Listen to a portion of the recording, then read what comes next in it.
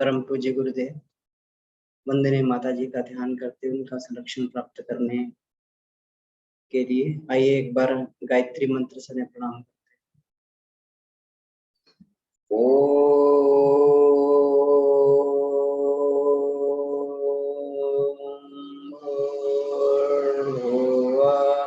स्वः तत्सवितुर्वरेण्यं भर्गो देवस्य धीमहि धियो यो नः प्रचोदयात्।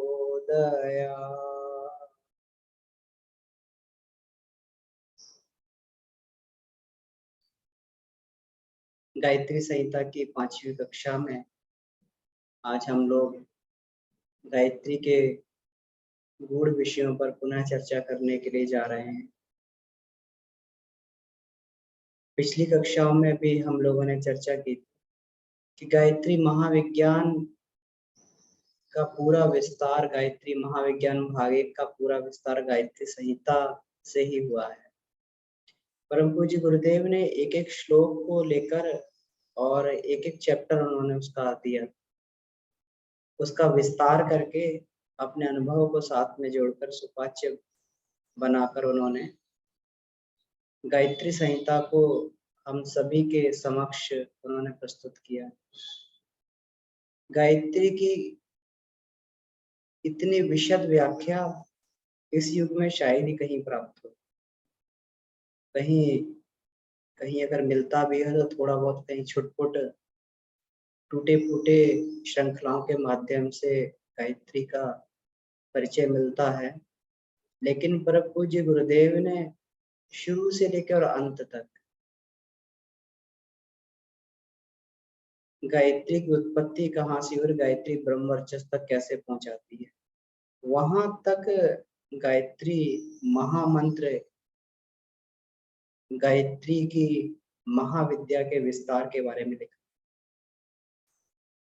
और गायत्री महाविद्या ही किसी व्यक्ति के जीवन को आमूलचूल बदल सकती है, क्योंकि गायत्री सबसे पहले व्यक्ति को पवित्र बनाकर फिर उसे दिव्य गुणों से परिपूर्ण करती है और वह मनुष्य अपने अंतिम लक्ष्य को पाता हुआ चला जाता है। यह हो ही नहीं सकता कि कोई व्यक्ति अगर गायत्री का अवलंबन करता हो और वह पूर्णता तक ना पहुंचे, यह हो ही नहीं सकता है। शर्त बस एक ही है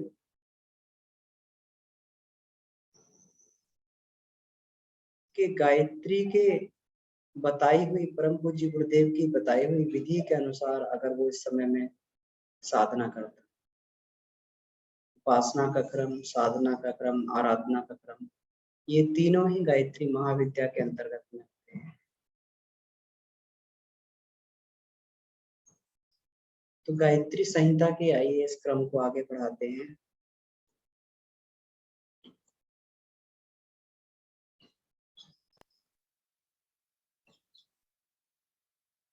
पिछले अध्यायों में हमने, पिछली कक्षा में हमने 70 इसमें श्लोकों तक चर्चा कर चुके थे।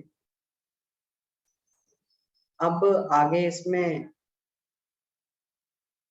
हम 71वें श्लोक तक, इसमें 71वें श्लोक से हम लोग चर्चा करेंगे।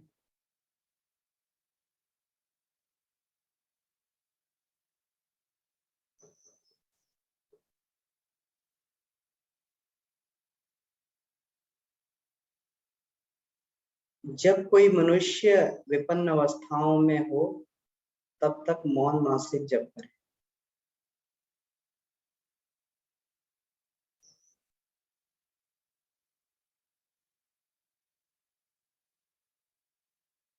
कभी भी कोई ऐसी अवस्थाएं आ जाती हैं, ये देखते हैं।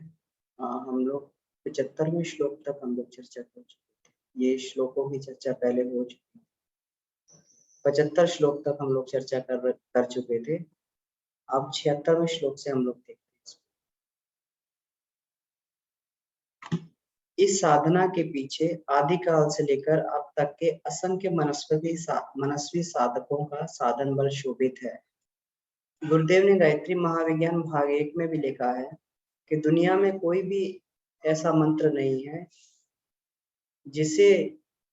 जिसके ऊपर इतना शोध किया हो, इतना जपा गया हो गायत्री मंत्र को छोड़कर। गायत्री मंत्र, क्योंकि जो मंत्र जितना अधिक जपा जाता है उतना अधिक वो सिद्ध होता हुआ चला जाता है और उसकी प्राण ऊर्जा ब्रह्मांड में व्याप्त हो जाती है। तो गायत्री मंत्र के साथ जिन साधकों ने पहले पिछले युगों में साधनाएं की, तो उसकी सारी की सारी ऊर्जा ब्रह्मांड में व्याप्त है। इसीलिए गायत्री का मंत्र जो होता है ये तत्काल प्रभाव देने वाला होता है। थोड़े ही समय में गायत्री मंत्र का प्रभाव पता लगने लगता है। क्यों? क्योंकि ये सबसे अधिक, सबसे जल्दी फलीभूत होने वाला मंत्र है। इसीलिए इसमें आगे कहा गया है, थोड़ी ही श्रम साधना से जगत में ही साधक भगवती गायत्री माता की कृपा को प्राप्त कर लेता है। जगत में ही, यानी अपने भौतिक जगत में ही जीवन रहते हुए वो कोई भी साधक गायत्री की कृपा को प्राप्त कर लेता है। अपने जीवन में गायत्री की कृपा को वह महसूस कर लेता है, अनुभव कर लेता है। मनुष्य निश्चय पूर्वक प्राणायाम सहित गायत्री को जपता हुआ मन का निग्रह और इंद्रियों की संपत्ति को प्राप्त करता है। इसमें एक प्राणायाम की विधि बताई हुई है कि गायत्री मंत्र, क्योंकि प्राणायाम के साथ में गायत्री मंत्र का प्रभाव और बढ़ जाता है, या हम ऐसा भी कह सकते हैं गायत्री मंत्र के साथ प्राणायाम का प्रभाव और बढ़ जाता है। और अगर प्राणायाम पर कमांड आती है तो मन का निग्रह और इंद्रिय की संपत्ति को प्राप्त करता है। मन का निग्रह आसान हो जाता है। इंद्रियों के ऊपर कंट्रोल, इंद्रियों को वश में करने, इंद्रियों की संपत्ति ये साधक को प्राप्त होती है। और इंद्रियों को वह जो अभी तक संसार में भोग में व्याप्त थी, उनको वह अपनी आत्मिक प्रगति में लगाता हुआ, आत्मिक प्रगति के लिए वह खर्च करता, उनकी शक्ति को खर्च करता हुआ चला जाता है। बुद्धिमान व्यक्ति मंत्र को 4 भागों में विभक्त करके रेचक, कुंभक, पूरक, भारी कुंभक को करे। तो इसमें जो बताया गया है, जो 4 हमारे भागों में प्राणायाम रहता है, तो इसमें रेचक करते समय हम लोग ओम भूर्भुवः स्वः का उच्चारण करें, तत्सवितुर्वरेण्यम का उच्चारण करते हुए कुंभक करें, भर्गो देवस्य धीमहि का उच्चारण करते हुए पुनः इसमें पहले पूरक फिर रेचक करें। अब जो है भर्गो देवस्य धीमहि का इसमें ये करते हुए रेचक, और फिर इसके बाद में भारी कुंभक करें। तो इस तरीके से 4 विभागों में विभक्त करके इसमें प्राणाकर्षण प्राणायाम को गायत्री मंत्र के साथ में भी किया जा सकता है। जिस प्रकार धन पास में रखे रहने से ही कार्य सिद्ध नहीं होता, उसी प्रकार से मूर्ख मनुष्य इस महासाधना से लाभ प्राप्त नहीं कर सकता। तो इसमें ये कहा गया है कि अगर इस साधना से हम किसी का अनिष्ट भी करना चाहें, तब भी इस साधना से हम किसी का अनिष्ट नहीं कर सकते। उल्टे जो भी व्यक्ति अनिष्ट करना चाहता है गायत्री का प्रयोग करके, तो उसको ही वह शक्ति नष्ट कर देती है। इसलिए गायत्री की शक्ति जो है परम सात्विक होती है। ये कभी भी कोई अगर उसको मूर्ख बोला गया, जो गायत्री का प्रयोग किसी के अहित में करना चाहता है, उसको इसमें मूर्ख बोला गया है। और उसी प्रकार से वो उसका गायत्री का प्रयोग नहीं कर पाता जैसे कोई मूर्ख मनुष्य। इसीलिए परम पूज्य गुरुदेव ने जो गायत्री हमारा इसमें है वांग्मय में,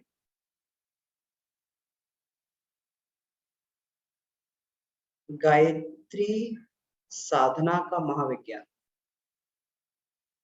गायत्री की वैज्ञानिक पृष्ठभूमि, वांग्मय गायत्री की वैज्ञानिक पृष्ठभूमि में गुरुदेव ने बताया है कि इसमें 3 वर्णों की गायत्री ही 3 वर्णों को गायत्री जप का अधिकार है, यानी ब्राह्मण, क्षत्रिय और वैश्य। इन 3 वर्णों को गायत्री जपने का अधिकार है, शूद्र को अधिकार नहीं है। अब इसमें गुरुदेव स्पष्ट करते हुए कहते हैं कि शूद्र का अर्थ यहाँ पे जातीय शूद्र नहीं है। शूद्र का अर्थ है जिसकी मानसिकता शूद्र है, यानी शूद्र मतलब छोटा, जिसकी मानसिकता बहुत घटिया है, जो अपने स्वार्थ के लिए दूसरों को नुकसान पहुंचा सकता है, कष्ट पहुंचा सकता है, उसी को शूद्र कहा जाता है। उसकी गायत्री कभी सिद्ध नहीं होती। तो इसमें इस श्लोक में इसीलिए ये बोला गया है कि कोई भी मूर्ख मनुष्य जितना भी चाहे, जितना भी प्रयास करे, लेकिन वो गायत्री के द्वारा कभी किसी का अनिष्ट नहीं कर सकता, गायत्री के द्वारा कभी किसी का नुकसान नहीं कर सकता है। तो इसीलिए ये बोला गया है कि शूद्र की गायत्री निष्फल हो जाती। तो शूद्र यहाँ से जाति शूद्र की बात ना करके, और यहाँ पर जो बात कही गई है वो एक मानसिक रूप से शूद्र व्यक्ति की इसमें बात कही गई है। और ब्राह्मण, क्षत्रिय और वैश्य, वैश्य का अर्थ होता है, वैश्य का अर्थ होता है व्यापारी। और व्यापारी कौन? जिस व्यक्ति को संसार में सही से व्यवहार करना जिसको आ गया है, संसार में सही, संसार में रहकर सही से व्यापार करना, यानी गिव एंड टेक। अगर हम समाज से ले रहे हैं तो उन्हें दें भी।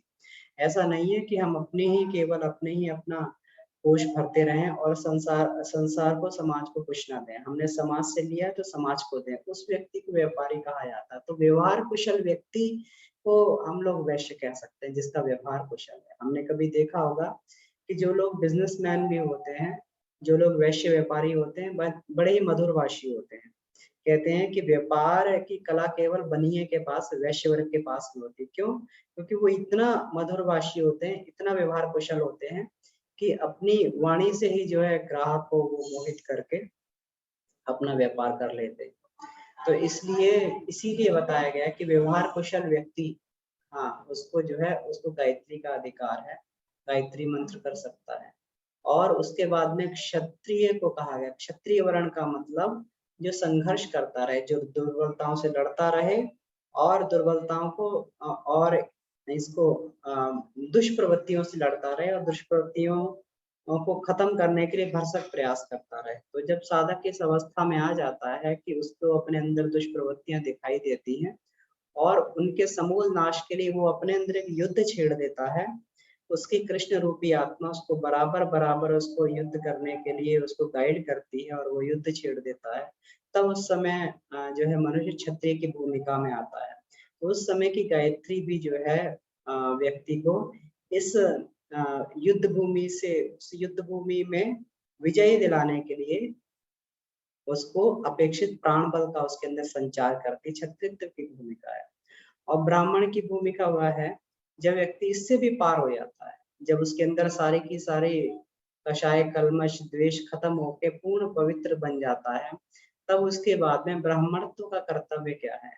दूसरों को, अन्य जो दूसरे हैं, जो अज्ञानी हैं, उन्हें ज्ञान देकर और उनको आगे, ज्ञान वह वाला नहीं, वाचिक ज्ञान नहीं, अपने अपने अनुभव से, अपने कर्मों से जो हमने ज्ञान अर्जित किया है, उस ज्ञान को देकर आगे बढ़ाया जाए। बहुत सारे हमारे, हमने वरिष्ठ साधकों को देखा और उनके जीवन से हमने प्रेरणा ली। परम पूज्य गुरुदेव के जीवन से हम लोग प्रेरणा लेते हैं। परम पूज्य गुरुदेव ने कहा कि मैंने गायत्री पर सहज ऐसे ही विश्वास नहीं कर लिया। मैंने 24 साल में गायत्री के ऊपर 24 प्रैक्टिकल किए और मेरा एक भी प्रैक्टिकल कभी जीवन में फेल नहीं हुआ। तभी उन्होंने जो है इसके 24 साल की तपश्चर्या के बाद में उन्होंने गायत्री की दीक्षा देना प्रारंभ किया। तो वो सच्चे स्तर के ब्राह्मण थे। तो ब्राह्मण का कर्तव्य ये है कि अपने अपने ब्रह्म बल के बल पर, अपने तत्व ज्ञान के बल पर वो संसार में अज्ञान रूपी अंधकार को दूर करता रहे। यही ब्राह्मण का कर्तव्य है। तो इसी तरीके से तीनों वर्णों को गायत्री का अधिकार दिया गया है, क्योंकि ब्राह्मणत्व भी तभी तक रहता है जब तक वह व्यक्ति सावित्री से घिरा हुआ रहता है, यानी गायत्री से घिरा हुआ रहता है, जो हमने गायत्री उपनिषद में चर्चा की थी। और अगर जो ब्राह्मण गायत्री का संध्या या गायत्री गायत्री की उपासना, गायत्री की संध्या, गायत्री महाविद्या को वर्ण नहीं करता है, फिर उसका धीरे धीरे ब्राह्मणत्व आगे नष्ट होता हुआ चला जाता है। तो इन तीन वर्णों को बताया गया है और शूद्र को गायत्री का अधिकार नहीं बताकर उसको ये कहा गया है कि उसके लिए गायत्री कभी फलीभूत नहीं होती। जो साधक मंत्र शक्ति का दुरुपयोग करता है उसको वह शक्ति ही समूल नष्ट कर देती है। यानी अपनी शक्ति को पैदा करके अगर उसने किसी का अनिष्ट करना चाहा, अगर उसने किसी को शाप दे दिया, तो शक्ति उसको ही समूल नष्ट करती हुई वो चली जाती है, उसका साधकत्व उसका नष्ट हो जाता है। जो मनुष्य निरंतर साधना करने से साधकत्व को प्राप्त हो जाता है, वह उस व्यक्ति को स्वप्नावस्था में दिव्य अनुभव होते हैं। तो इसमें भी ये बड़ा ही स्पष्ट बोला गया है। इसमें गुरुदेव ने इसको चैप्टर को पूरा इसमें ये बोला भी है, पूरा इसको विस्तार से लिखा भी है कि साधक के स्वप्न निरर्थक नहीं होते। यानी जब व्यक्ति साधना करता है तो उसका जो अचेतन मन है, अचेतन मन भी बड़ा ही उसका व्यवस्थित हो जाता है और उसको व्यवस्थित तरह के ही स्वप्न दिखाई देते हैं। साधारण मनुष्य का अवचेतन मन, अचेतन मन जिसको बोलते हैं, वो बड़ा ही अव्यवस्थित रहता है। अचेतन मन बड़ा ही अव्यवस्थित रहता है और अव्यवस्थित रहने के कारण उसको कभी किसी तरीके के स्वप्न दिखाई देते हैं, कभी किसी तरीके के, और जिन स्वप्नों का कोई अर्थ नहीं होता, कोई मतलब नहीं होता। लेकिन साधक को जो स्वप्न दिखाई देते हैं वो बड़े ही सुखदायक स्वप्न होते हैं। कभी-कभी उसको जो है भविष्य सूचक स्वप्न भी दिखाई देने लगते हैं, क्योंकि उसकी चेतना इतनी परिष्कृत हो जाती है। तो कभी वो जो है प्रकृतिगत जब घटनाओं को उसका अचेतन मन पकड़ लेता है पहले, क्योंकि कोई भी घटना अपने घटने से पहले प्रकृति में घट जाती है और प्रकृति में सूक्ष्म में घट जाती है और वो सूक्ष्म को अचेतन मन बहुत बारीकी से पकड़ लेता है और उसी को जो है स्वप्न के माध्यम से साधक उसको देख लेता है। तो उसके स्वप्न बड़े ही उसके व्यवस्थित हो जाते हैं। उसको स्वप्न में जो कई बार ईश्वरीय साक्षात्कार भी उसको जो है ये होता है। तो ये क्या है, ये गायत्री साधक के स्वप्न अगर उसको दिव्य स्वप्न आने लगते हैं, दिव्य अनुभव स्वप्न में होने लगते हैं, इसका मतलब ये है कि उसकी गायत्री साधना से उसके चित्त का, उसके अंतःकरण का परिष्कार हो चुका है। संसार में सफल साधक नवीन और विचित्र प्रकार के विविध अनुभवों को साधना की सिद्धि के पश्चात प्राप्त करता है।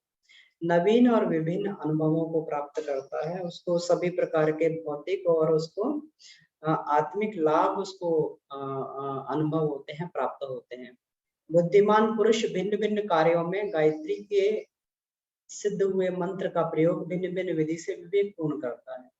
अब इसमें ये बोला गया है, क्योंकि इसमें हम लोगों ने गायत्री महाविज्ञान भाव 1 में भी चर्चा की थी कि गायत्री मंत्र जब गायत्री का साधक सिद्ध हो जाता है तो उसमें लिखा था कि 12 वर्ष तक अगर कोई गायत्री मंत्र का जप करता है या किसी ने एक 24 लक्ष्य का अनुष्ठान किया हुआ है या 5 वर्ष तक जो है उसने गायत्री का अनुष्ठान, गायत्री मंत्र जप प्रतिदिन 1000 का जप किया है, तो वह व्यक्ति सिद्ध हो जाता है।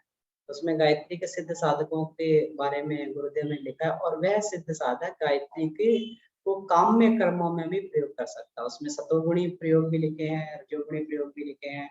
तो इसी तरीके से ये जो है गायत्री का साधक जो है किसी के दुख के निवारण के लिए, कष्ट के निवारण के लिए, किसी की रोग को दूर करने के लिए, या कोई कभी इसमें गुरुदेव ने ये भी लिखा था कि कभी किसी को कोई जहरीला कोई कीट इसमें काट जहरीला कोई जानवर या कोई जहरीला कीड़ा काट लेता है, तो उस स्थिति में भी जो है गायत्री मंत्र के प्रयोग द्वारा जहर को भी उतारा जा सकता है। तो बहुत सारे प्रयोग इसमें जो है परम पूज्य गुरुदेव ने बताए हैं, जिसके प्रयोग विधि से हम इसमें जो है किसी की भूत व्याधा भी हो तो उसको भी गायत्री के द्वारा उतारा जा सकता है।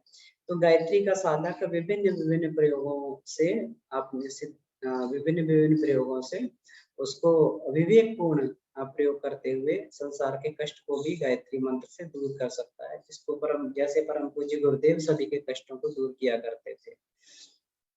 वेद में जो गायत्री 24 अक्षरों में गुथी गई है, विद्वान लोग इन 24 अक्षरों के गुथने में बड़े-बड़े रहस्यों को छिपा हुआ बतलाते हैं। तो गायत्री मंत्र का जो इसमें इसका अक्षरों का गुंफन किया गया है, तो ये केवल शब्द मात्र नहीं है जिनके कुछ अर्थ हों, इनका गुंफन, इनकी क्रम जो इस तरीके से बनाया गया है कि ये बड़े ही गूढ़ और गहन शक्तियों को हमारे शरीर के अंदर ये जागृत करते हैं, उन ग्रंथियों को सतेज करके, और हमारे अंदर उस प्रकार की शक्तियां ये आने लगती हैं। यज्ञोपवीत का जो गूढ़ से गूढ़ रहस्य है वह सब विश्व माता गायत्री में ही अंतर्निहित है। यानी यज्ञोपवीत जो गायत्री की मूर्तिमान प्रतिमा है, जो हमने ये गायत्री महाविज्ञान भाग 1 में भी पढ़ा था कि गायत्री की 3 जो उसकी वो होती हैं, जड़ें होती हैं, वो हमारे इसमें गायत्री का, और जो इसके जो ग्रंथियां, 3 ग्रंथियां जो होती है वो 3 व्याहृतियों का प्रतीक है और 1 ग्रंथि प्रणव का प्रतीक होती है, और इसमें 3 धागे होते हैं जनेऊ में, वो त्रिपदा गायत्री का प्रतीक है। फिर उसमें जो है हर एक पद के 3-3 टुकड़े होते हैं, जैसे तत्सवितु वरेण्यम। तो ये 3-3 शब्द जो हैं, इसी प्रकार जो यज्ञोपवीत की एक धागा होता है वो फिर पुनः मिलकर 3 धागों से बना होता है। तो इस प्रकार से ये जो है पूरा का पूरा यज्ञोपवीत ये गायत्री की ही एक मूर्तिमान प्रतिमा है। यह गायत्री ही गुरु मंत्र है जो सर्वोपरि विराजमान है। एक बिंदु सागर के समान इस मंत्र में समस्त ज्ञान और विज्ञान आश्रित। ये गायत्री मंत्र को ही गुरु मंत्र है। गुरु मंत्र संसार में और कोई नहीं है जो हमें इस संसार रूपी सागर से पार लगा सके, जो हमें बाधाओं से निकाल कर और अपने लक्ष्य तक पहुंचाए। ऐसा कोई भी मंत्र दुनिया में नहीं है। गायत्री मंत्र ही गुरु मंत्र है। जब पहले गुरु मंत्र दिया जाता था या लोगों को दीक्षा दी जाती थी, तो केवल और केवल गायत्री मंत्र की ही दीक्षा दी जाती थी, और उस गायत्री मंत्र के आधार पर ही जो है यहाँ पे सभी लोग जो देवता तुल्य हुआ करते थे, और यह राष्ट्र कवि जगत गुरु कहलाता था। तो ये पूरा का पूरा जो मंत्र, यही गुरु मंत्र सर्वोपरि विराजमान है। इस एक बिंदु में सागर के समान, यानी गायत्री के 24 अक्षरों में अथाह ब्रह्म ज्ञान भरा हुआ है। भले ही कोई व्यक्ति अगर वेद को पढ़ता रहे तो विद्वान नहीं हो सकता, वेदों का ज्ञाता नहीं हो सकता, लेकिन वेद को ना पढ़े और गायत्री मंत्र का जप करे तो वह वेदों का विद्वान हो सकता है। ये इस प्रकार से गायत्री की महिमा इसमें बताई गई है। तो एक ही बिंदु से ये गायत्री मंत्र रूपी एक ही बिंदु से पूरे के पूरे सागर का, सृष्टि का ज्ञान प्राप्त किया जा सकता है। जो एब्सोल्यूट ट्रुथ है, जिसमें ये कहा गया है, महर्षि पतंजलि अपनी इसमें कहते हैं, जो इसमें योग दर्शन है उसमें बोला है उन्होंने कि जब साधक की समाधि से ऊपर कौन सी अवस्था होती है, समाधि से ऊपर वह अवस्था होती है जिसको ऋतंभरा प्रज्ञा की अवस्था बोला जाता है। जिसे बोला गया ऋतंभरा तत्व प्रज्ञा, कि जब साधक की बुद्धि जो है प्रज्ञा रूपी बुद्धि ऋतंभरा में बदल जाती है। ऋतंभरा का मतलब पूर्ण सत्य का साक्षात्कार। अभी हम लोग सत्य देखते हैं तो हम लोग एब्सोल्यूट ट्रुथ देखते हैं, लेकिन जब व्यक्ति पूर्ण सत्य का साक्षात्कार कर लेता है तो उसी को ऋतंभरा बुद्धि बोला जाता है। तो साधक इसमें जो ऋतंभरा प्रज्ञा का साक्षात्कार तब ये कर लेता है, इसके माध्यम, इस मंत्र के माध्यम से ब्रह्म ज्ञानी हो जाता है, पूरे पूरे ब्रह्मांड का ज्ञानी हो जाता है। गायत्री के अंतर्गत अनेक योग समूह छिपे हुए रहते हैं, इसमें कुछ भी संदेह नहीं है। यानी ये कहा गया है कि गायत्री मंत्र के द्वारा किसी भी प्रकार का योग जो है, गायत्री विद्या के द्वारा इसको योग को सिद्ध किया जा सकता है, क्योंकि गायत्री के अंदर ही कई प्रकार के योग छुपे हुए हैं। पाप रहित साधक हृदय में गायत्री को धारण करता हुआ अपनी आत्मा में अलौकिक तीव्र शक्तियों का अनुभव करता है। तो जब व्यक्ति गायत्री को धारण कर लेता है तो उसे अपने अंदर अलौकिक शक्तियों का अनुभव होने लगता है। उसे लगता है कि मेरे अंदर एक सतोगुणी दिव्य शक्ति निरंतर निरंतर काम कर रही है। वह अपने आप को कभी अकेला नहीं समझता है। एक ईश्वरीय शक्ति हमेशा उसके साथ में बनी रहती है और कभी भी विघ्न व्याधाओं परेशानियों में हमेशा जो है उसकी सहायता करती हुई चली जाती है। उसको थोड़े सी प्रयास से ऐसी ऐसी बातें विदित हो जाती हैं जिन बातों को सामान्य लोग जानने में समर्थ नहीं होते हैं। तो उसकी बुद्धि इतनी सूक्ष्म हो जाती है, प्रज्ञा बुद्धि से किसी भी बात के तह तक जाया जा सकता है, उसकी जड़ में जाया जा सकता है। तो वह साधक किसी भी अगर कोई व्यक्ति कुछ बात कह रहा है तो उसके मन के गुप्त रहस्यों को भी जानने में वह साधक समर्थ हो जाता है, किसी भी बात के वह तह तक पहुंच जाता है। गूढ़ से गूढ़ बातें जो साधारण सामान्य लोगों के लिए गुत्थियां बनी रहती हैं, उसको वह बड़े उसको सहज ढंग से उसको सुलझा लेता है। तो ये गायत्री के साधक में इस प्रकार की ये आ जाती है, इस प्रकार की इसमें उसके अंदर ये सामर्थ्य आ जाती है। उसके मन में इस प्रकार से अनुभव होते हैं जैसे अनुभव साधारण मनुष्य को कभी नहीं देखे जाते। उसके मन में इस प्रकार के अनुभव होते हैं, यानी सतोगुणी वृत्तियों से उसका मन जो है सदैव आनंदित रहता है। उसको इस प्रकार के अनुभव होते हैं, एक अंदर से उल्लास और उमंग उसके अंदर से फूटती हुई रहती है। ये केवल और केवल गायत्री रूपी गंगा के आनंद रूपी गंगा उसके अंदर से प्रवाहित होती है, जो साधारण मनुष्यों को नहीं होती है। वह दुख और कष्ट में भी, जहाँ साधारण मनुष्य हाय हाय करता है, तो वह दुख और कष्ट में भी बिल्कुल सहज भाव में ही प्रतिष्ठित रहता है। ब्रह्म ज्ञान के प्रसाद को जो लोग दूसरों को भी बांटते हुए मनुष्य निश्चय अक्षय पुण्य को प्राप्त होते हैं। यानी गायत्री रूपी ब्रह्म ज्ञान को जो दूसरों को बांटते हैं तो एक बहुत ही बड़ा पुण्य का कार्य है। अगर हम किसी को गायत्री साधना रूपी, अगर गायत्री रूपी किसी को उपहार देते हैं, अपने जीवन में कोई व्यक्ति अगर गायत्री साधक बन जाता है तो हमारे लिए वो एक अक्षय पुण्य हो जाता है। अक्षय पुण्य मतलब कभी न घटने वाला पुण्य होता है, कभी न घटने वाला पुण्य होता है। तो जो व्यक्ति ब्रह्म ज्ञान के प्रसाद को बांटता है वह, क्योंकि इसमें ये परम पूज्य गुरुदेव ने गायत्री महाविज्ञान भाग के अंत में ये लिखा है, इस दिव्य प्रसाद को औरों को भी बांटे। तो उसमें उन्होंने बताया है कि खुद गायत्री साधक होने के बाद में, गायत्री महाविद्या का वर्ण करने के बाद में हमें निरंतर निरंतर इस विद्या को बांटने के लिए प्रयासरत रहना चाहिए। इसी से हम जो संसार के कष्टों का निवारण कर सकते हैं। यह गायत्री संहिता परम आनंद देने वाली है, समस्त कष्टों के निवारण के लिए पृथ्वी पर अकेली ही पर्याप्त है। यानी ये जो गायत्री संहिता है, ये पूरा का पूरा गायत्री महाविज्ञान भाग एक, गायत्री जो मंत्र की पूरी साइंस इसमें दी हुई है। अकेले ही सारे कष्टों का जो इसको वर्ण कर लेता है वो अकेली ही विद्या, और कुछ फिर वर्ण करने की आवश्यकता नहीं, अकेली ही विद्या उसके समस्त कष्टों का निवारण करने के लिए पर्याप्त रहती है। जो लोग इसको श्रद्धा से पढ़ते हैं और ध्यान पूर्वक इसका चिंतन मनन करते हैं, वे अपने विचार एवं कार्यों को उसके अनुकूल बना लेते हैं, वो सभी भव बाधाओं से पार हो जाते हैं। यानी और हमें अधिक इधर उधर भटकने की आवश्यकता नहीं पड़ती है। केवल और मात्र इसी विद्या का वर्ण कर लेने मात्र से, इसी विद्या को आत्मसात कर लेने मात्र से इस जीव का हम जीव रूपी जो हमें ये शरीर मिला है जीव के माध्यम से, तो ये जो है हमारा लक्ष्य जिसके लिए मिला पूरा होता हुआ चला जाता है, पूर्णता को प्राप्त कर लेते हैं। तो इसी तरीके से यहाँ पर हम लोग इसको समाप्त करते हैं। गायत्री संहिता हमारे यहाँ पर समाप्त होती है। आपके लिए का कोई प्रश्न बनता है तो उस प्रश्न की चर्चा की जा सकती है जी।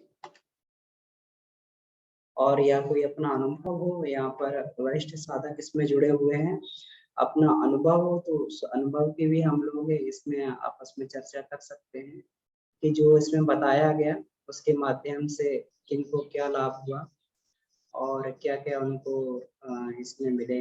ये प्रेरणा का स्रोत है हम सभी जी। प्रणाम भैया। दीदी प्रणाम। सभी को प्रणाम भैया। मेरा अभी जो आपने लास्ट में ये बताया ना, और कई बार सुना है कि गायत्री साधक मतलब उल्लास से भरा रहता है, खुश रहता है। मतलब इसमें कई बार ना मुझे अपने ऊपर डाउट होता है कि साधना सही से नहीं हो रही या क्या है, कि मोस्ट ऑफ द टाइम तो ठीक रहता है मूड और ये सब, उल्लास रहता है काम के लिए, पर कभी ना कभी अपसेट हो ही जाते हैं किसी ना किसी की बात से। मतलब पूरा दिन मूड ऑफ रहेगा या प्रेशर से थोड़ा सा मतलब डिप्रेस से रहेंगे। तो वही लगता है कि गायत्री साधना करते हुए भी क्यों ऐसा बीच बीच में फेज आ जाते हैं। जी तो ये हाँ, तो दीदी आपका प्रश्न बहुत अच्छा है, बहुत सुंदर प्रश्न है।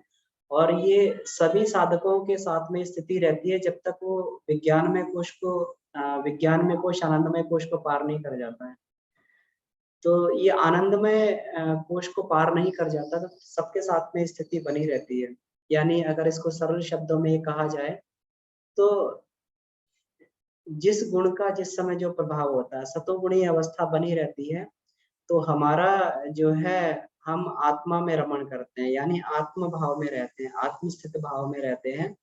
तो उस समय संसार का कोई भी कष्ट हमारे ऊपर आ जाएगा तो हमें प्रभावित नहीं कर पाएगा, क्योंकि आत्मा को कोई भी कष्ट जो है उसको डिगा नहीं सकते, कोई भी कष्ट उसको प्रभावित नहीं कर सकते आत्मा को, क्योंकि आत्मा नश्वर है और वो आनंद स्वरूप परमात्मा का, सच्चिदानंद स्वरूप परमात्मा का एक एक अंश है, इसलिए आत्मभाव में।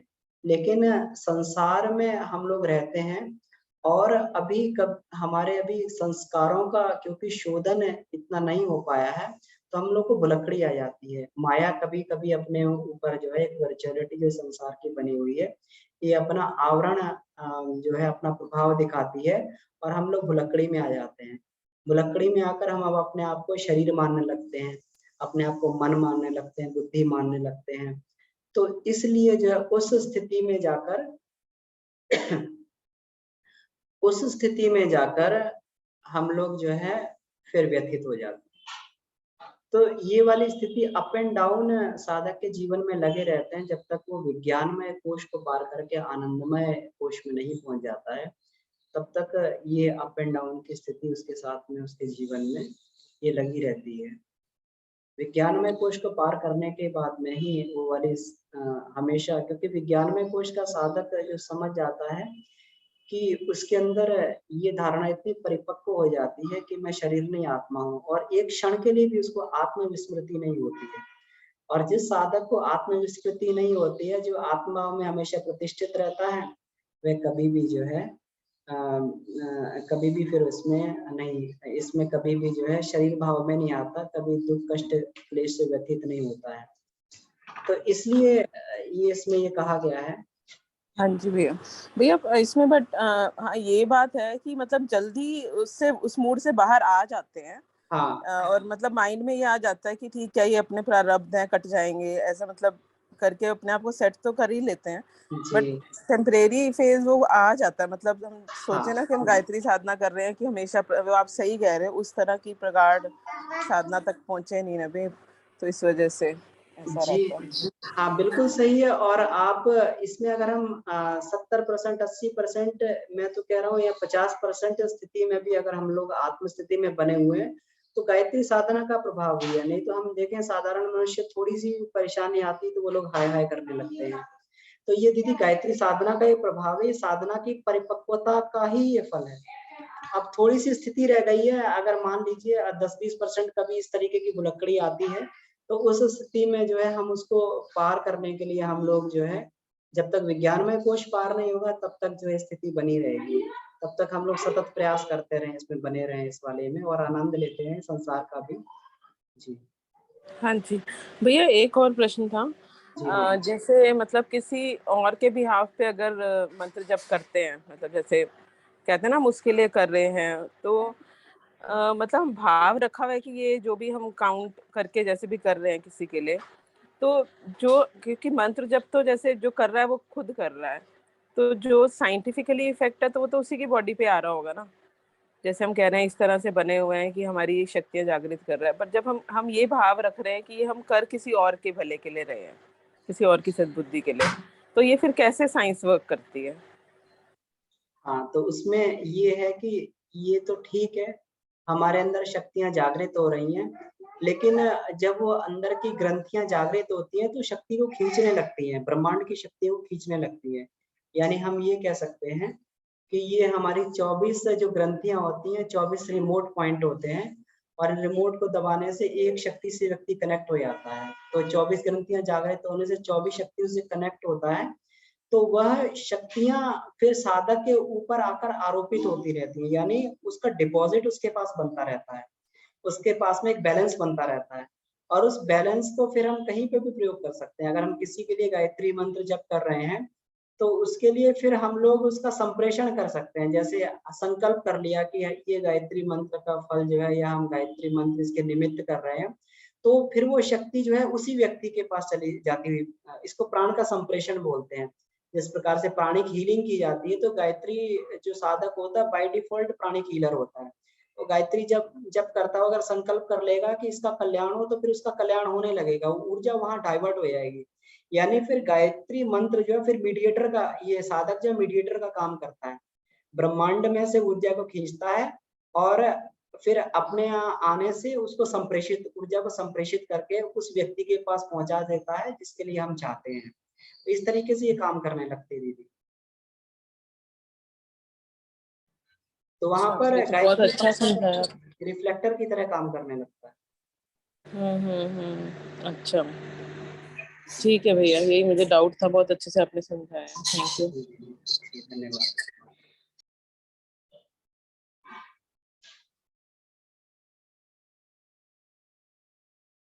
और किन्हीं का कोई प्रश्न हो, या फिर कोई अनुभव पर भी हम लोग चर्चा कर सकते हैं। जी।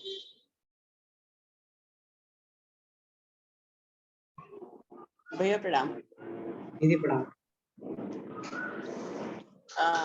पहले तो भैया अभी लास्ट में जो आपने बोला कि जो गायत्री साधक साधना करते हुए जो ज्ञान दान करता है वो अक्षय पुण्य की प्राप्ति करता है, तो मुझे सबसे पहले आपका ध्यान है, मैं भैया का तो बड़ा जबरदस्त इसमें चल रहा है जो है कि, तो हम लोग को भी ऐसा अंदर से थोड़ा मोटिवेशन मिले गुरु जी की कृपा से किस तरीके का काम हो पाए। तो मुझे वही लग रहा था कि भैया तो ये वाला काम बड़ा अच्छा ये हो रहा है। और दूसरा भैया, जैसे अब क्रमबद्ध तरीका बोला गया हम लोग के लिए कि अन्नमय कोश, प्राणमय कोश, मनोमय कोश, विज्ञानमय कोश और आनंदमय कोश। लेकिन जैसे अब अगर मैं अपनी बात करूं तो बहुत फोकस करके कंटिन्यूअस नहीं कर पाते, तो अगर लगातार नहीं कर पाते हैं तो उसमें प्रगति रुक जाती है हमारी। तो अब साधक का बेचारे का कोई कोष जागृत नहीं होता, तो हम इसी गोल चक्कर में घूमते रह जाएंगे जो है, क्योंकि मन स्थिति बड़ी फ्लक्चुएट करती है भैया। ये चीज भाव ये रहता है कि मतलब ये हो रहा परमात्मा की कृपा से, कुछ ना कुछ चीजें हैं जो ऐसे रिलेट हो रही हैं जो है, इसलिए हो रहा है, ये हमेशा रहता है। लेकिन फिर भी एक अपने मन का वेग कंट्रोल करने की स्थिति नहीं आ पाती। सब समझ में आ रहा है कि हाँ ये चीज नहीं, वातावरण में गलत जा रहा है ये, लेकिन फिर भी मन कंट्रोल में नहीं होता। तो और लेकिन साधना उस लेवल की होती नहीं कि सारे कोषों के जागरण के लिए उस तरीके से एक बिल्कुल प्लान वे में जीवन जिया जा रहा हो। अब इसका क्या होना चाहिए हम साधारण के लिए जो है? जी दीदी, हम सभी लोग साधारण भूमिका में ही हैं। तो उसमें दीदी ये रहता है कि सभी कोशों की सफाई पर डे करनी चाहिए हम लोग जैसे, लेकिन जिस कोश में हम लोग अभी चल रहे हैं, तो एक कोश डोमिनेंट रहता है, बाकी कोशों की सफाई प्रतिदिन जो है हमें करनी चाहिए, थोड़ा-थोड़ा समय प्रतिदिन देना चाहिए। तो जैसे अन्नमय कोश में अभी हम चल रहे हैं, तो अन्नमय कोश को अधिक समय दें, और उसके बाद प्राणमय में थोड़ा-सा प्राणायाम करें, और मनोमय में थोड़ा जप ध्यान इत्यादि करें। विज्ञानमय के लिए थोड़ा-सा जो है जिसे हम लोग कहते हैं कि ये आराधना पक्ष, जैसे जो विश्व ही हमारा घर है, तो उसके लिए जो है ये करें, और आनंदमय के लिए हर स्थिति में आनंदित बने रहें। तो थोड़े-थोड़े कोशों का जो है सबकी सफाई तो रोज़-रोज़ करनी पड़ती है, और जो कोश डोमिनेंट है उस पर हम लोग करते रहते हैं।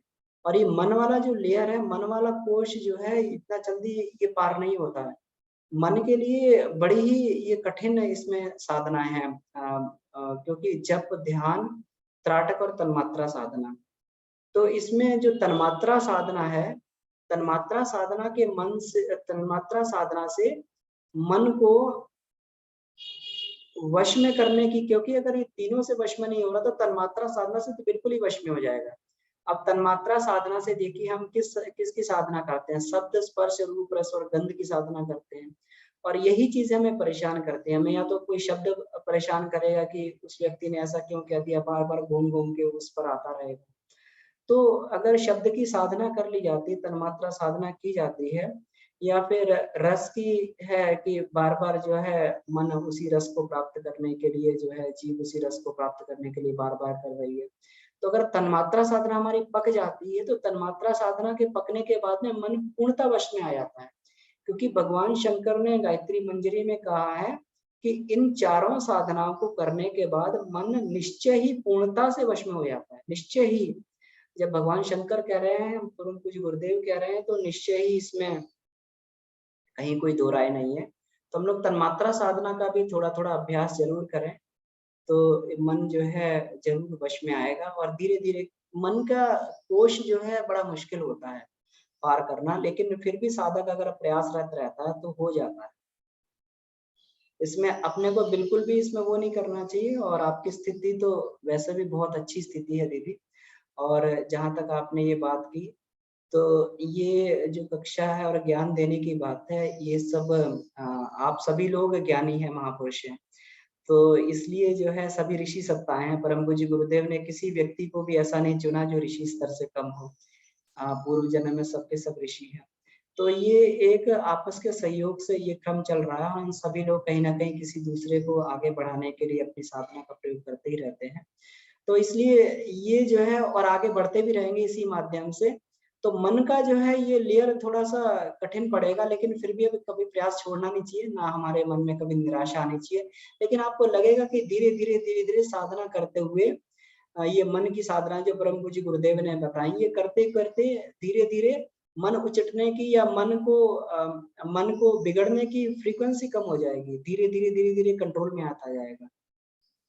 2 वर्ष में भी, 4 वर्ष में भी, 5 वर्ष में भी अगर कंट्रोल में आ जाता है तो भी मान लीजिए बहुत बड़ी उपलब्धि हमारे हाथ लग जाएगी। कोई दिक्कत वाली बात नहीं है इसमें।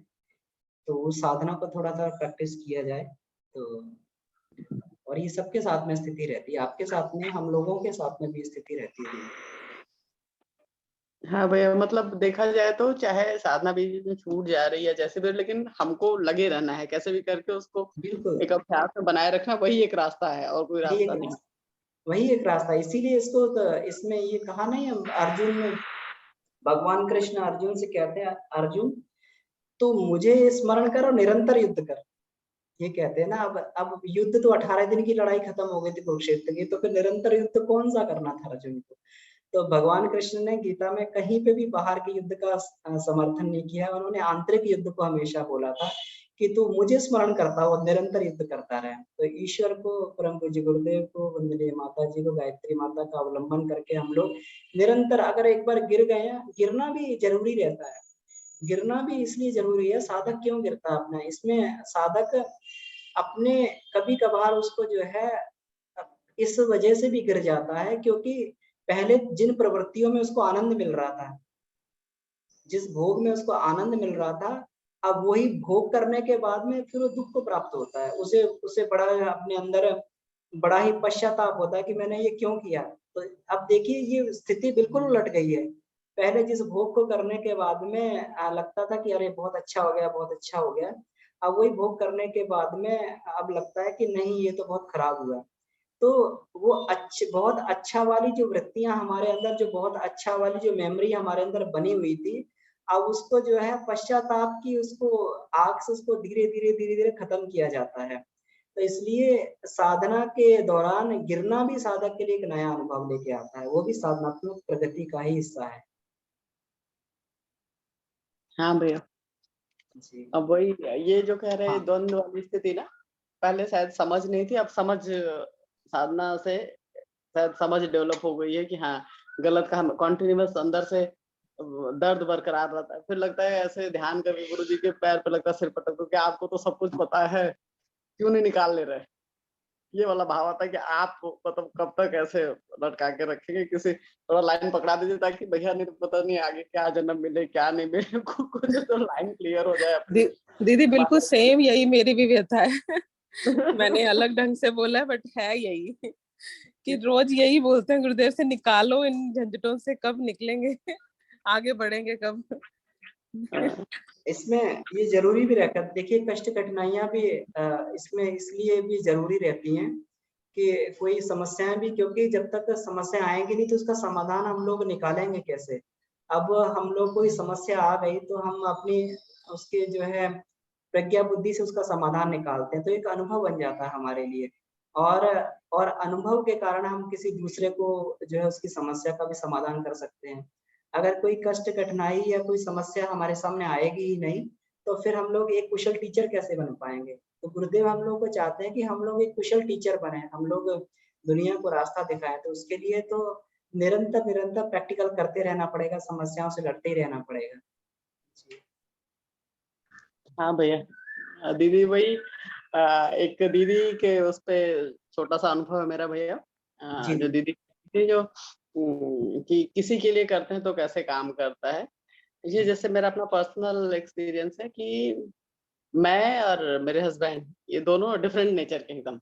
इनका बहुत शांत, बड़ा इंट्रोवर्ट नेचर है और मैं नॉर्मली आप देखें बड़े उत्साह में रहने वाली हूँ, बहुत प्रसन्न रहने का और एक्सट्रोवर्ट हूँ, मतलब अपने बहुत एक्सप्रेसिव कह लीजिए, वैसी हूँ जो है। तो इनका मैंने देखा शुरू-शुरू में जब हम लोग हमारी शादी हुई कि ये किसी चीज़ को बहुत गहराई से ले लेते हैं। जैसे बहुत सारी चीज़ें होती हैं कि चीज़ें इतनी ज़्यादा होती नहीं हैं, लेकिन हम सोच ज़्यादा लेते हैं। मतलब उसको उस थॉट में इतना ज़्यादा घुस के बेटी है क्या लग रहा है उधर? हाँ, तो उसमें इतना ज़्यादा मतलब बेटा तो ना प्यार से देख रहे। वही लग रहा था कि वो इनका घुस जाते हैं उसमें कि बिल्कुल जितनी बात है उससे बात कहीं भागो यहाँ बहुत से। ज़्यादा उस उससे कहीं बहुत ज़्यादा उसको इमेजिन कर लेना, सोच लेना। तो मेरा तो शुरू से हम लोग बचपन से ही गुरुदेव से जुड़े हुए थे, तो ये पता नहीं गुरुजी ने ऐसे कैसे थॉट डाला कि इनके लिए साधना करने का। जैसे इनका जन्मदिन के पहले मेरी भरसक कोशिश होती है कि एक 24,000 वाला अनुष्ठान कर लूँ जो है। और फिर कहाँ परिवर्तन आया, कहाँ कैसे हुआ, फिर ये खुद करने लगे। लगभग मुझे लगता है कि 7-8 सालों से 10 सालों से ये रेगुलर खुद उसमें अब ये इस मन स्थिति जो ये वाला नेचर रहा है कि किसी चीज़ को बहुत ज़्यादा गहराई में सोच करके एकदम घुस जाना, कि मतलब उसकी वज़ह से दुखी हो जाना। जबकि पता है कि मतलब मैंने सोचा जाता है। इसमें काफ़ी चेंज आया है। तो मुझे लगता है वंदना दीदी ये ना मैंने थोड़ा-सा छोटा-सा एक्सपेरिमेंट किया है इनके इनके अंदर ना ये वाला मतलब बहुत गहराई में उसमें जाने का अब वृत्ति धीरे-धीरे अपने आप कम होती जा रही है जो है। और कब कैसे साधना करने लग गए अपने आप से जो है, ये चीज़ें मतलब ऑटोमेटिकली ही हुई हैं, जो है। हम्म, नहीं ठीक है भैया। दीदी बहुत अच्छा एक्सपीरियंस शेयर किया आपने। मेरे भी माइंड में ऐसे ही मतलब चलता रहता है कि करूं सबके लिए, जो खुद से मैं कह रही हूँ कि करो तो नहीं कर रहे हैं, तो मैं ही करूं उनके भी हाफ पे। बट कैसे कर रहा है काम, ये मैं इसलिए पूछ रही थी भैया से। तो ठीक है, विश्वास करके करते रहते हैं, वो इफेक्ट करेगा ही। बिल्कुल। जी, बिल्कुल दीदी, रिज़ल्ट आएगा। अब तो देखिए प्रत्यक्ष अनुभव भी आपके सामने है दीदी का, इसलिए अनुभव से प्रेरणा मिलती है सभी के। तो और सभी लोग अपने आप में वरिष्ठ टीचर हैं। तो निश्चित ही हमारी साधना सफल होगी और हम लोग अपने लक्ष्य तक जो हमने सोच के रखे हुए हैं, ज़रूर पहुँचेंगे। भैया प्रणाम।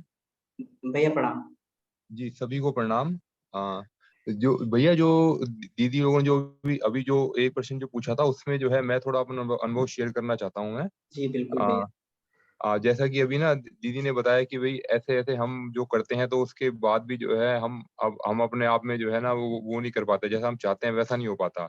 तो ऐसी जो है ये ऐसी व्यथा जो है मेरे साथ भी जो है, तो उसमें जो है मुझे ऐसा लगा कि जैसे कि मैं भी जो है कभी कभी अपने आप से बात करता हूँ या ईश्वर से या गुरुदेव से कहता हूँ कि जो है क्यों नहीं वो मैं मतलब मेरे साथ ऐसा क्यों नहीं हो पा रहा जैसा मैं सोच रहा हूँ।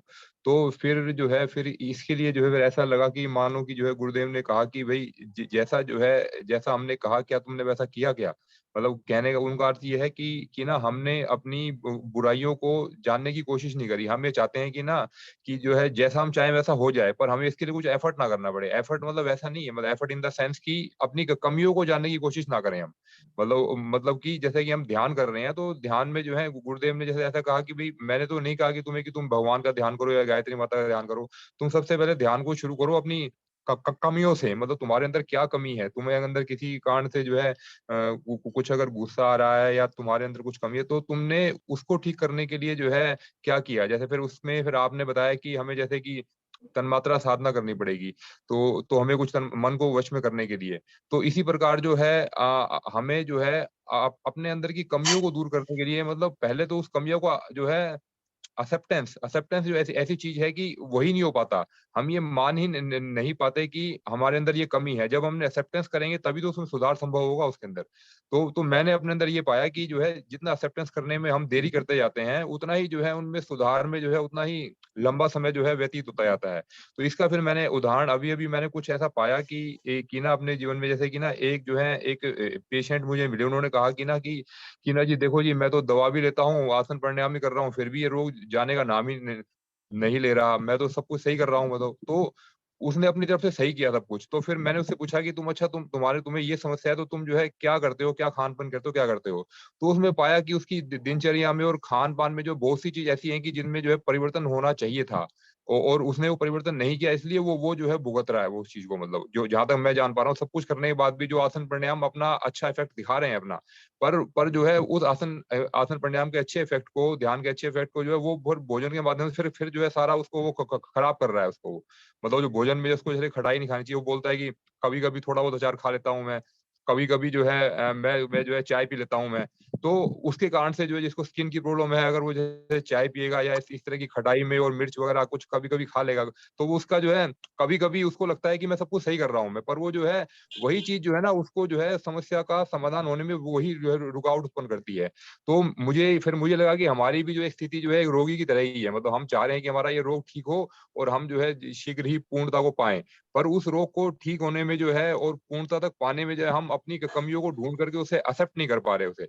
और जितना एक्सेप्टेंस के बाद फिर एक्शन, मतलब उसके बाद हमने ठीक करने के लिए उसके लिए जो है क्या एक स्ट्रॉन्ग एक्शन लिया, मतलब एक कोई कमी को ठीक करने के लिए हमने उसमें कितना स्ट्रॉन्ग एक्शन लिया कि जो है उसमें हमने उसको जो है फिर उसको हमने कंट्रोल करने की कोशिश करी। तो हमने कोशिश नहीं करी और बात डाल दी गुरुदेव पे या बात डाल दी ईश्वर पे, तो फिर वहां पर फिर वो जो है रिजल्ट जहाँ का था वहीं का वहीं रहता है। तो ये मुझे ऐसा लगा कि मुझे ऐसा उत्तर मुझे गुरुदेव से मुझे मिला कि मुझे लगा कि उन्होंने कहा कि तुमने ऐसा कुछ किया होता तो शायद तुम्हारा परिणाम कुछ अलग होता कुछ। अभी तुम जो कर रहे हो मतलब अपना ही जो कर रहे हो, अपनी गलती के कारण भुगत रहे हो और अपनी ही गलती के कारण जो तुम आगे नहीं बढ़ पा रहे हो। अब तो ऐसा हिंट मिला तो फिर मुझे लगा कि जो है मैं कुछ कह नहीं पाया, मतलब मैं जो भी था। तो फिर लगा कि वही सब कुछ वो शांत सा हो गया फिर बस। जी यही बात कहना था भैया मुझे। जी भैया, आप सही कह रहे हैं कि एक्सेप्टेंस करना बहुत जरूरी है। इसीलिए ये जो निष्कासन की साधना होती है इसीलिए होती है कि अपन एक्सेप्ट कर लेते हैं। और देखिए, और एक्सेप्ट कर लेते हैं और फिर भी जो है बहुत सारी दुर्बलताएं मनुष्य को, बहुत सारे उसके अंदर के संस्कार मनुष्य खुद नहीं जान पाता, एक गुरु ही जान पाता है। और हम लोग चाहते हुए बहुत सारी अपनी कमियां नहीं देख पाते हैं। तो इसीलिए ये भी एक अच्छी बात है कि हम गुरु के सामने अपनी व्यथा को बोलें, तो व्यथा बोल के थोड़ा सा हल्के हो जाते हैं। और ये भी अच्छी बात है कि गुरु के सामने बोलता रहना चाहिए। गुरु से स्वामी जो ये थे रामकृष्ण परमहंस बोलते थे कि मतलब इसमें रोज, मतलब मैं लड़ा करता था माता से। उन्होंने ऐसा कहा है कि मैं रोज लड़ा करता था और ये कहता था आज आज का एक दिन चला गया, आज भी साक्षात्कार नहीं हुआ। रोते थे और लड़ते थे भगवान से कि आज भी एक दिन वेस्ट चला गया, आज भी तुमने मुझे साक्षात्कार नहीं करवाया। लेकिन एक दिन वो इस पूर्णता तक पहुंच गए। तो ये लड़ना झगड़ना भी, अपने गुरु से बात करना भी इसी माध्यम से, ये भी जो है एक साधना का ही चरण है। और इसके माध्यम से भी साधक जो धीरे धीरे आगे बढ़ता हुआ चला जाता है। तो ये दोनों ही चीजें हैं, आपने सही बताया भैया। जी जी भैया ये मुझे एक चीज। जी नितिन भैया ने बहुत अच्छा बताया है भैया, ये कि अपनी कमजोरी पे काम करते रहना, निरंतर पीछे पड़ जाना उसके। सही ये भी बात। बहुत अच्छी लगी है बात। जी जी जी धन्यवाद बिल्कुल। भैया। इसी को गुरुदेव ने निष्कासन तब बोला है कि हम निकालना चालू तो करें बनी हुई ग्रंथियों को। जी भैया मुझे एक प्रश्न पूछना था आपसे। जी भैया बताइए। भैया गुरुदेव ने जो है ना सात्विक आहार के विषय में जो है जो बताया है, तो वो जो है कौन सी बुक में मिलेगा? जैसे कि जो भोजन जो हम लेते हैं, तो उसमें जो है सात्विक भोजन हम अधिक लें और उनका जो चुनाव सही कर पाए कि ये सात्विक भोजन ही है, तो इसके लिए क्या गुरुदेव ने किसी बुक में बताया है या फिर आप थोड़ा इसके विषय में बताएं भैया? हाँ, तो इसमें गुरुदेव ने आहार के ऊपर बहुत सारी पुस्तकें लिखी हैं भैया। एक छोटी सी पुस्तक है, आहार चिकित्सा की पुस्तक है, छोटी सी पतली सी पुस्तक है। तो उसको भी पढ़ के जो है बहुत उसमें अच्छा गाइडेंस मिल सकता है। तो मैं उसको जो है ये प्रयास करूंगा, पीडीएफ बना के मैं ग्रुप में डाल दूंगा।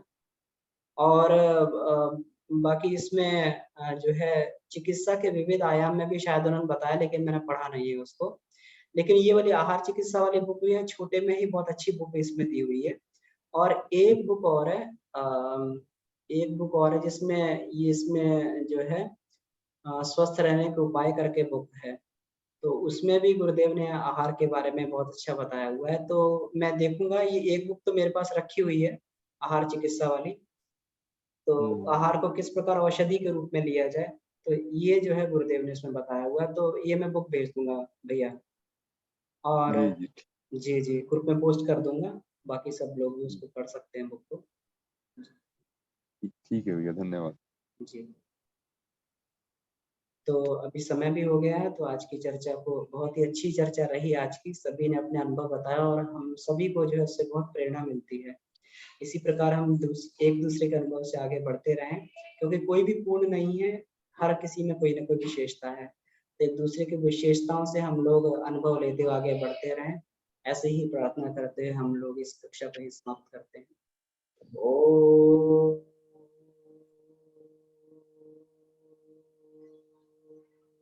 शांति, शांति, शांति। समाप्त। आप सभी का बहुत-बहुत धन्यवाद।